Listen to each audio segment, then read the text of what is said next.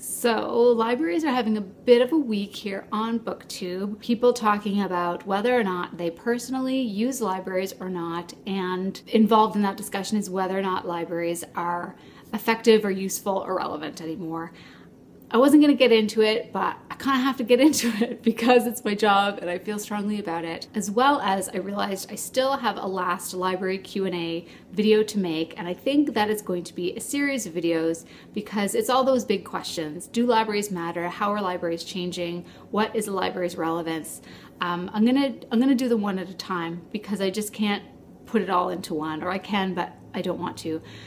Each question deserves more attention than that. So I wasn't sure what to make this my first response, and I was just thinking about it. I just started to make a list of the things that I had done this week in my library as a librarian, or things that my library had done. And this is only Thursday, so things that have happened or I have done in my library Monday to Thursday, May 2015. So I had 10 teenagers write plays for the Creative Writing Club, and they turned out to be like the most bizarre postmodern things, super weird and awesome.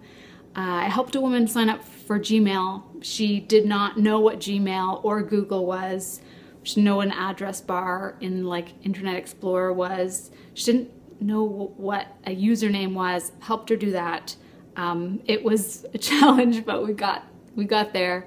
And she was not an elderly person either, just in case you're wondering. I helped a different woman that same day type out a letter on MS Word. She wanted to type out a letter. She didn't know how to do it. I showed her how to print it out, and I also showed her how to attach it to an email because she wanted to send it to someone. She had never done any of these things before. She's probably in her early 40s. Very smart. She comes in all the time. I like her a lot. But she's just never done those things before. We have 60 students at least every day at lunchtime. The library is a really safe space for the kids to come in. We get the same kids every day. They kind of face maybe some bullies outside. Some of them love, well, most of them love reading. Some of them like play on the computers. They really love coming into the library, so we see a lot of them. As well as after school and during the school day, the kids come in. Checking out books, I mean, I put that on the list, but that kind of goes without saying. We check out a lot of books, movies, magazines, CDs. We had a story time for 2 daycares of 20 kids each, 2 preschool groups, each one probably 25 to 40 children, as well as their parents and caregivers. So that's like stories and songs and crafts and that sort of thing. We provided a really safe and quiet space for an extremely troubled boy this afternoon, actually, to wait for his mother to get him. Not going to go into that, but he needed a space. The library was his space, and I was very glad that we could do that. I personally applied for a spot in the art gallery lineup to have an exhibition this fall, and that's at our sister library branch. But I'm like becoming pasty. But so that's the thing that I did at the library, although that was more personal and not really my job. I helped a man research the ceremonies marking the centenary of Gallipoli. He wanted to know more about the things that happened. So we helped him look that up because he is like 89. He's never used the internet. We sort of help him find things. I read in the obituaries today about a patron who passed away. That is the unfortunate side of libraries. We had been helping her over a long time do things on the computer. She didn't really know computers very well. Trying to get my face in color. She was typing letters to her son. She was doing things with properties. She was getting her affairs in order, and we didn't know that she was sick at all, and she was not as old as one should be when they pass away. So that was kind of a sad moment.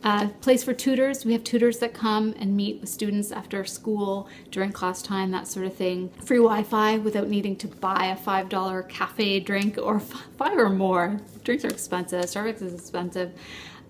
Also just regular computer access, those who don't have them at home, all of these things. So that is not an exhaustive list. It is just the things that I could think of, and those are just things that happened between Monday and Thursday. That's nothing that's happened in the last 6.5 years of working in a library. It's not what's going to happen next week or what happened last week. So I guess I felt the need to illustrate all of the different things that go on in the library over and above books and circulation. Circulation is going up, by the way. We had an 18% increase between 2013 and 2014 of circulation. I looked up the numbers. Our programming is going up, our visits are increasing. We have around 200 to 300 people come in our library every day, although we are the smaller branch in town. The larger branch downtown, they're closer to 800 to 1,000 every day. That's less than in bigger urban centers as well. I mean, we're not a large city where I live. Why this is important and why I want to share it with you who's watching is the people that are making use of these libraries. Here's a thing to say, and I kind of tweeted this before, I don't mind if someone doesn't use the library. Actually, if every single person in my city made regular use of our library, we wouldn't be able to keep up with the demand. We don't have the staffing and the resources to accommodate every single person making use of all of our programs and services. We just can't accommodate that number. For someone to have a choice of whether or not they use the library, and it is a choice. I didn't use the library for a large portion of my youth because my parents could afford to buy books that I wanted to read, and I didn't realize how lucky a position I was in at the time, but I definitely do now.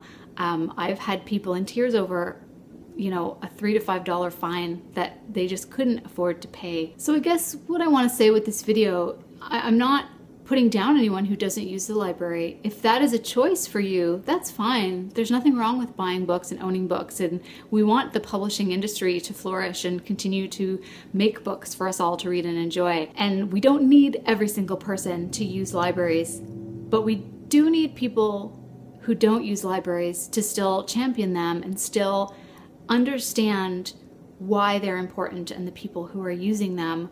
Overwhelmingly, the people who are using our programs are the people who need them, who the choice is not necessarily there. They need to use the library to print off their resume, to access the internet, to find books for their kids to read because they can't afford to buy them. The unfortunate aspect is that those of us with the means, we can think of libraries as a choice, something that is nice, but it's not necessary. And those are the type of people that are also making these policy decisions. Politicians, people in municipal councils, people who can afford to pay for both their food and their entertainment and their information and their internet and their everything, don't always see the importance of libraries to people who don't have those choices.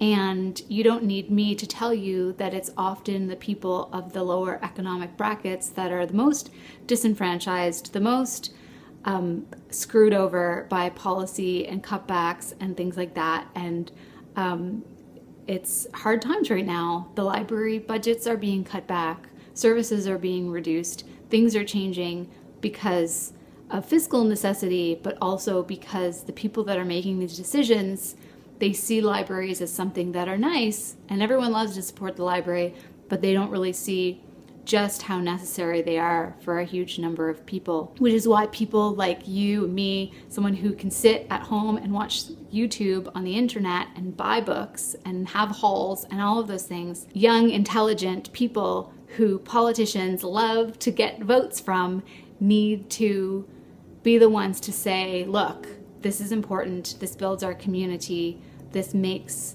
everyone better, that this is a service that we have.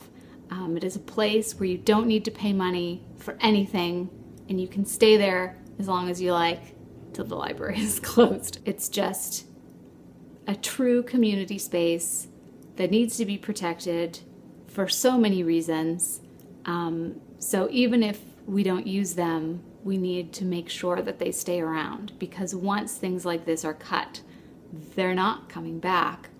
And it's frightening. So I don't know. I think that's all I want to say right now. I will be making library themed videos in the next little while. It's funny, right after I said video slow down, I will be answering library questions and also doing some shorter than this library videos, answering my questions and stuff like that. That's about it. Let me know your library experiences if you like libraries, and I will talk to you all very soon. See ya.